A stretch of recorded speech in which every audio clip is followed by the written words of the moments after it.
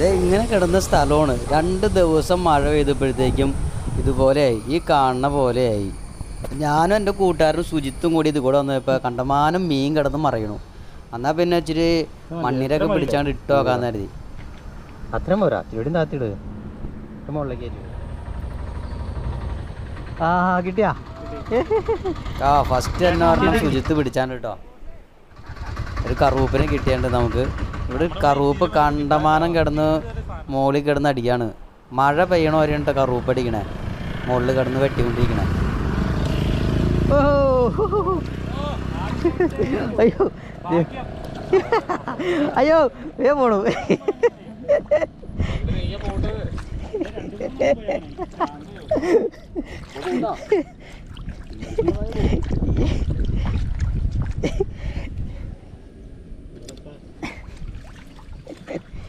ആ അങ്ങനെ കിട്ടി. എടാ അവിടെ കവർ ഫുൾ ഗ്രൂപ്പായിരുന്നു.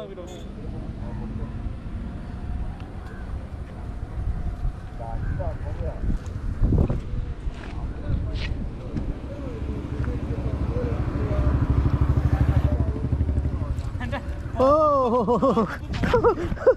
കിട്ടി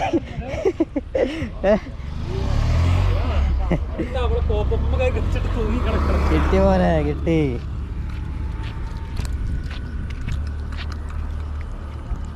വേമാ ചൂണ്ടെടുത്തു വാ.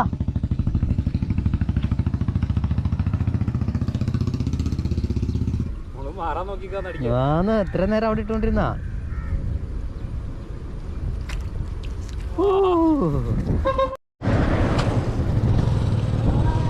ആ വണ്ണിര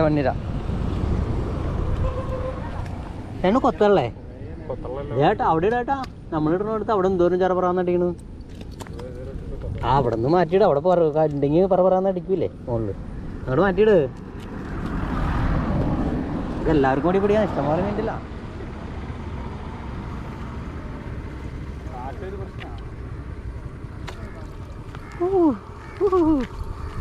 പിന്നല്ലാണ്ട്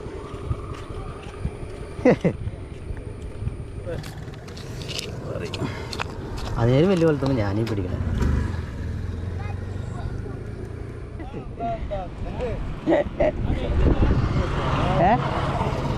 വെയിറ്റ്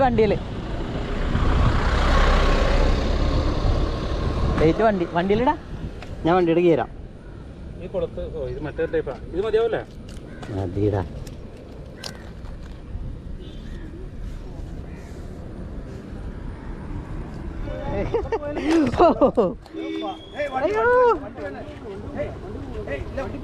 വണ്ടി പോയി അത് പൊക്കോളായിരുന്നു.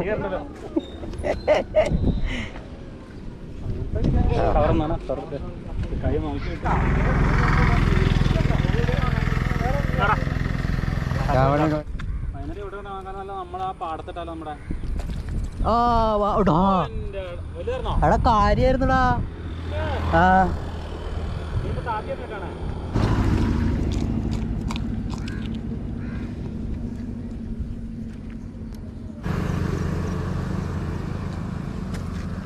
ആ കിട്ടി മോനെ കിട്ടിടാ.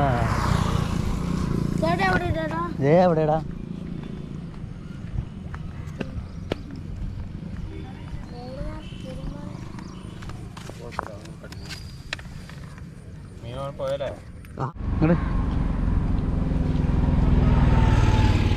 അടിപൊളി അടിപൊളിയുണ്ട്.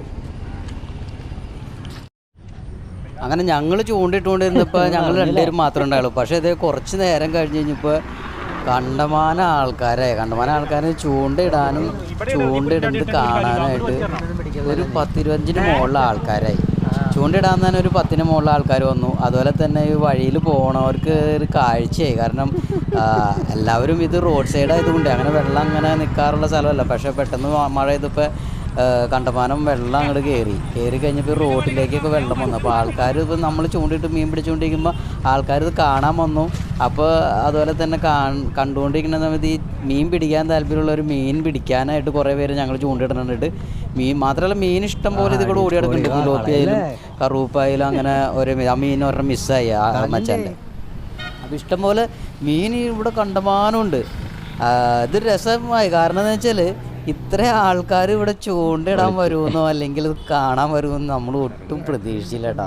കാരണം നമ്മളിത് ഇവിടെ പോയി കഴിഞ്ഞപ്പോൾ മീൻ അടിക്കണുണ്ടപ്പോൾ വെറുതെ അങ്ങനെ ഇരുന്ന് ചൂണ്ടിട്ടതാ. കുറേ കറുവപ്പും കിട്ടി.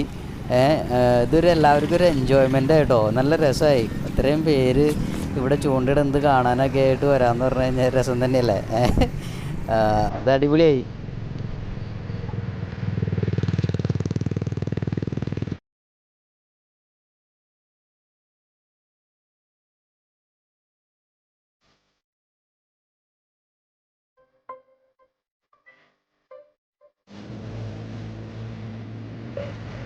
Cô có.